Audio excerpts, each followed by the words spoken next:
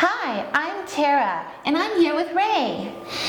Today's video, we're going to walk you through prepping and repainting a small piece of furniture. And we'll also include a few hot tips. If you'd like to know what products we use in the video, we'll make sure to include the links in the description box below. Stay tuned. So now it's time to clean the piece of furniture. What I like to do before I get started is removing the felt feet from the bottoms of the tables. The best tool I find to remove them is just a pair of needle nose pliers. And all you do is just grab it from one end and peel it up and toss them in the garbage. And make sure once you're finished refinishing your project to put new ones on to protect your floors. So now that that's off, what I want to do is to clean the piece of furniture. And my favorite product to use is Saman TSP Eco. This is an eco-friendly cleaner and degreaser. So this will remove any contaminants that are deposited onto the furniture. Now, this is a concentrate, so what you want to do is fill a bucket full of water, about half full of warm water, and I'll use 1 capful of the Saman TSP. And that's all you need. Now, to scrub the surface, I recommend using these 300 grit sanding pads. Now please don't get them confused with sanding sponges, that's a different thing. These are great for cleaning. The nice thing is that not only does it scrub off the contaminants, but it also lightly etches the surface. So don't be afraid when you're cleaning to use a little bit of elbow grease and apply quite a bit of pressure.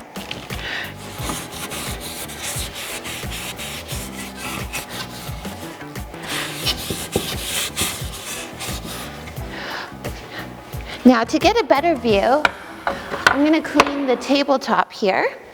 So start at one end, and I'm using my body weight and I'm applying quite a bit of pressure. Now this is cleaning and deglossing at the same time.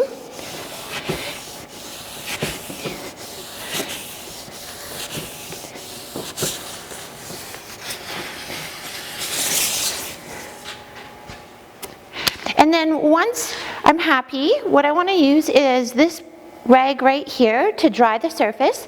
This is what we call a Wonder Rag. Now it's a mixture between a shop towel and a microfiber cloth. It's great for absorbing water, and my favorite part is that it's reusable. So you can just throw it in the wash and use it over and over again. Okay, so we'll let that dry, and then we can go into repairing the damage. So the next step is going to be dealing with your repairs after you cleaned it like Tara just did. So we've got our tops separated here, and as you can see, there's some pretty good scratches. We're going to deal with those. One of these we're going to just sand out fully. And we stay away from sanding things as a whole. If the damage is very bad, you're gonna really damage the surface by over sanding it, or very likely to. So you'll want to deal with bad scratches or gouges, that type of damage on their own. If you have some light surface scratches, it's always good just to give that a light sand. But we're going to talk about or show you how to sand out the top just lightly, and also fixing some of these little gouges in a couple different ways. One other thing I like to use when I am sanding something like this on a table, it tends to slide around, so you can always pick up these drawer liners, they're called, and they're readily available at any big box store, but they're very inexpensive, and they really give you a good traction on your surface of your table when you are doing sanding. Okay, so we're going to just sand this top a little bit. I prefer to use 120 to start with, just light sand 120, and you can move up to 240 for a little bit higher finish, but beyond that I really wouldn't recommend going too much higher than that.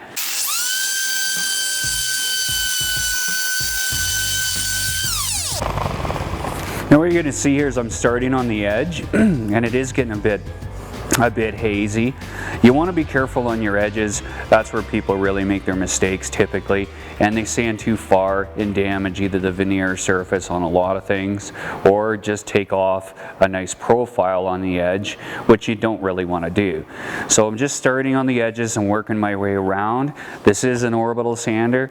If you're sanding something with grain in it and you're using a flat sander like a finishing sander, you know, you probably want to go more with the grain of the wood, but because this is an orbital, it's just going to scuff the surface and remove some of this light scratching.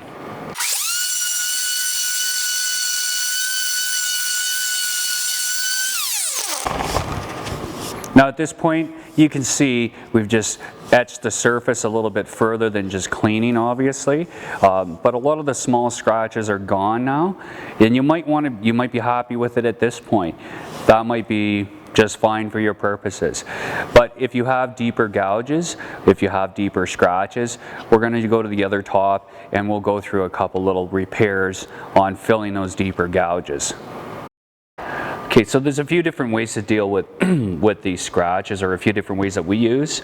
I'll go through the first one here, and this is an epoxy putty. It's a filler putty. Typically you use this with a much deeper gouge or a much deeper scratch. This one in particular is made by Mohawk. There are a variety of these types around, different manufacturers. This is just one I'm used to using and I know how it kind of works. But it basically comes in a stick like this. It's pretty firm. It's malleable, let's put it that way. So you just want to take a very thin, because this is too much even for this, but on a deeper scratch you'll need more bulk to fill it in, and you just knead it around. It's like an epoxy, it's two-part. So the inside part is separate from the outside, and when you mix it together and knead it together, it activates it. So you just keep kneading it around for a minute or so until it's kind of all one solid color. You can kind of see that, I hope, in the video. But once it's a nice even color, then you want to work with it fairly quickly. It does set up fairly fast. This is just a very, very small scratch, so I'm just going to put a little bit on the surface and just work it in just to make it proud. Okay? And if you just make it proud on top of the surface, what you do is you let this sit, and once it sets up, you just want it proud. So just barely fill in that scratch, or if you're filling in a deeper gouge, just so that it's just proud of that gouge. Now the color of this product does come in a number of colors. The color of this doesn't really matter because we're painting this piece. So you know, you don't have to worry about trying to color match it, those kinds of problems, which you run into when you're dealing with raw wood and you're staining it, but we'll be covering that in other videos anyway. Another easy way of filling in some of these surface scratches, if you tend to have something that's it's very shallow, but it's going to show up when you do paint it. When you paint something, it really reflects how good the original is. So if it's not very good, it's going to really show those imperfections once you paint it and seal it. But right now, you just have a minor scratch. We take a little varnish or sealer. We tend to use a water-based sealer. It's from Saman, and you'll just bleed in the top of it. And again, this is a little tedious, but this is for a very, very light scratch. And you want to make this proud. Again, proud. You want to elevate it above the height of the scratch. Just enough that it's going to be elevated from the surface. Then once that dries up, and typically we'll leave that type of thing sit for 24 hours or overnight, and let it dry up really well, and then you're going to sand this off after, flush, or flush out what was proud, or what's left proud. Another thing I like to do sometimes with low-level scratches is just put a bit of glue in it, run it along. You're just barely filling it in. And you can even leave it like that because you're painting it. You'll never see that again. And you're going to sand out this excess again. If you've got a little bit deeper scratch, just to give it some bulk, some area to it, you can add a little sawdust powder. If it's very fine, add a little sawdust powder to it, just to help give you a little fill, and that'll help fill in the scratch too. Once this dries up, and you sand that, you're going to sand that off proud on all of these techniques. You want to sand it off after to get it flush with the surface again, and as even as you possibly can get it. The tables have been cleaned and repaired, and you can start painting. However, we strongly suggest one extra step, and that is called deglossing. So you can do a chemical degloss with a few different products. You can use liquid sander, a mixture between methyl hydrate and lacquer thinner, equal parts, or acetone. So for this project, we're just going to use acetone. But don't forget your protective goggles, special chemical resistant gloves,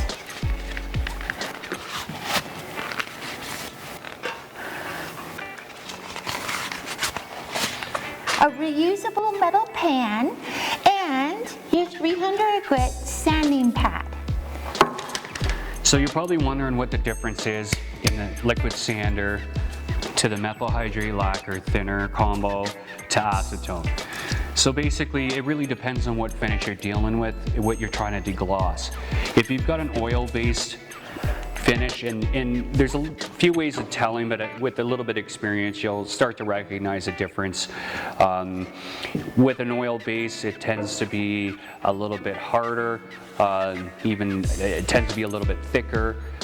Lacquer thinner and methyl hydrate, it works well with lacquer finishes. So your lacquer finishes tend to be thinner and harder. If they have broken down anywhere, where the finish is broken down to the point where it's flaking and it's brittle, it's a good indication that it's lacquer finish more than likely. It could be a shellac, but typically lacquer, shellac. The methyl hydrate lacquer thinner will work with both of those. The liquid sander is kind of the base one for deglossing. If you just want a light etching, nothing too aggressive, if you're not exactly sure what you're working with, the liquid sander is always a good solution. The acetone, again, we use it, it's more aggressive, and we use it primarily on oil-based finishes, that type of thing, when we're trying to degloss those. So once you're done deglossing it, like Tara just did this, then the next, we use these sanding pads, and we jump to the sanding pads, and the thing with acetone is it flashes off really quickly. So what happens is, what I mean by flashing off is it evaporates. So once you've got your sanding pad or block, you just give it a light sand, because what happens is you're breaking down that finish, and you'll cause swirling in it if you're a bit too aggressive with it, which will kind of look like paint strokes if you're trying to paint it. So you want to sand those off very lightly if you do make a few mistakes, but typically a very light wash with the acetone, and then again a very light sand with the sanding sponge is adequate. The sanding sponges are nice too, because they can form around the corners. You can kind of force them into odd shape areas. They do work well on flat surfaces too. So the sanding sponge just kind of works for us. Now once you're finished sanding, before you go to paint, what you want to do is remove any dust particles from sanding, and what we like to use is either a Wonder Rag, which is a mixture between a shop towel and a microfiber cloth. that is actually washable. Or this one here. These are standard microfiber cloths, and for refinishing, these are probably your best friend. When you're done giving it a wipe down, either with a Wonder Rag or a microfiber cloth, these are lint free, which is a wonderful thing. Your standard cotton rags, bulk rags, they do have lint in them, they do shed. So we sand between coats, or even before we're starting like the priming, you want to clean the piece off just real quickly, any of the sanding residue you've got left over, and a microfiber cloth works really well. The nice thing with the Wonder Rags though too is that they are white, so when you do wipe it down, if you get any brown spots, that's still dirty, so you have to address that, get that clean before you go to the next step, which is priming. They're a little more difficult because you can't get white microfiber cloths. That's where these are a little nicer to work with. But stay tuned, our next step is priming. We're going to start by priming, and we want to do a quick spot prime, and our go-to product for spot priming is the KILZ Original. It's in a spray can, and this is great for areas that you may have sanded past the sealer down to the raw wood. You're likely to get a tannin if you don't use a really good oil-based sealer, so this is a great product for that.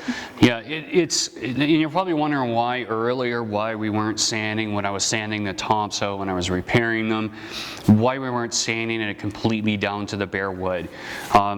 We stay away from that because when you sand it down completely to the bare wood, or you're starting over completely, let's say, or a fresh piece of wood, you're going to get some tannins in it, and it's very, very likely, especially with a stained piece like this, originally stained, and when you sand through that original finish, and what I mean by finish is the clear coat that's on it.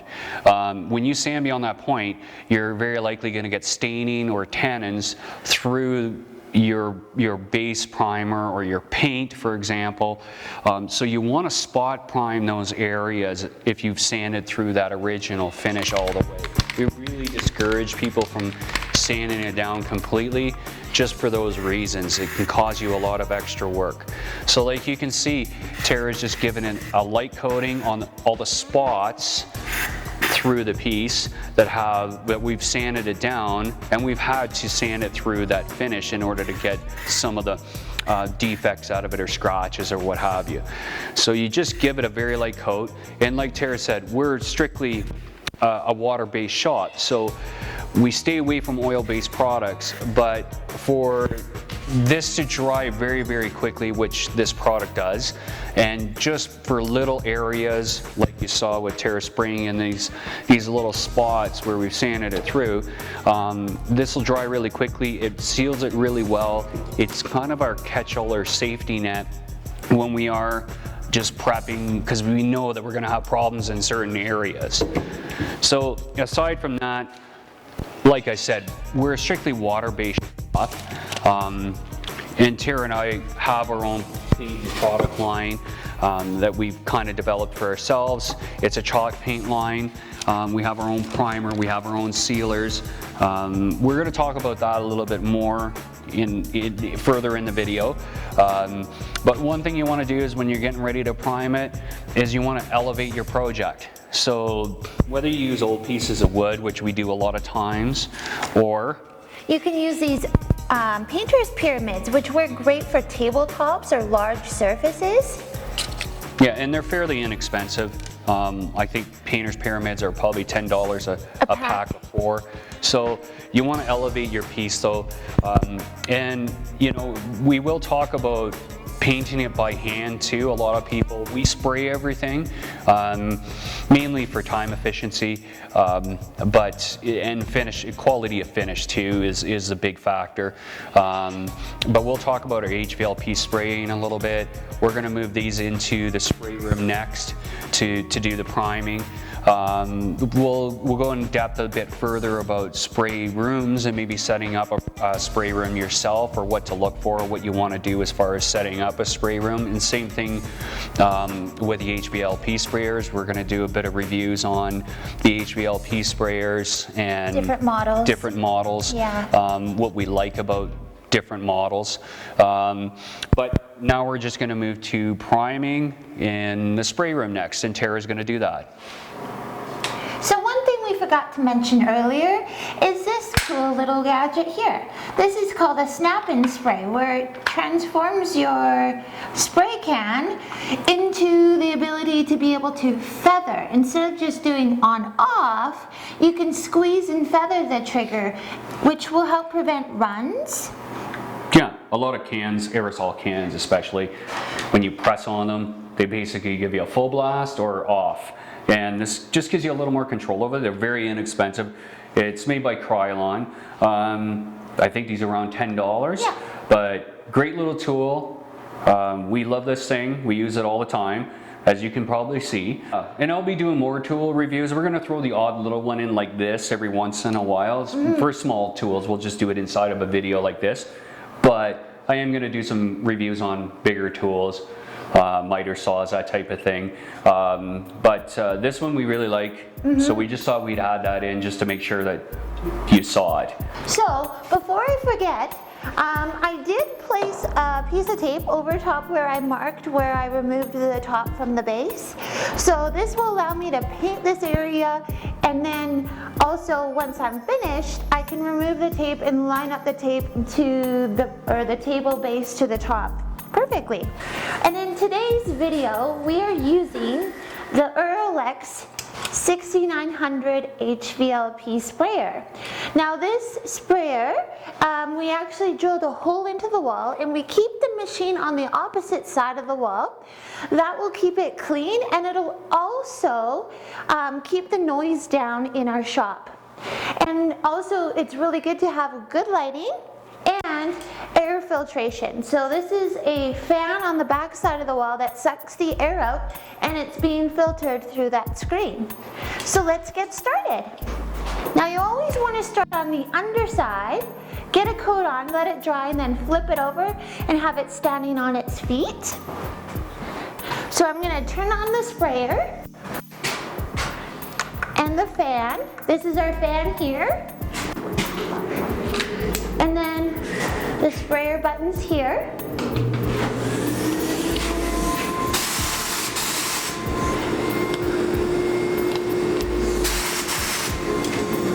Perfect. So don't forget to always put your mask on.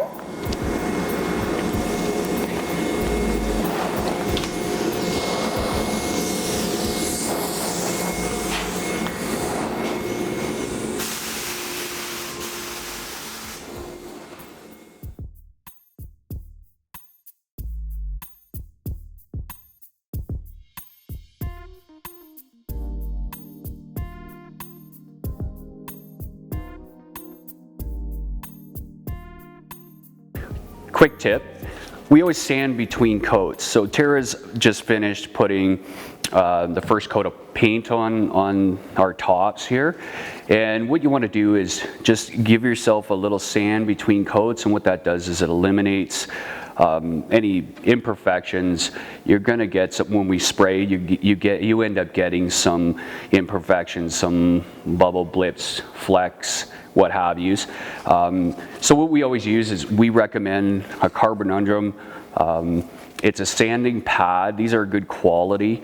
We use these in our shop all the time. They last quite a while, and they're foam back, so they're nice to work with.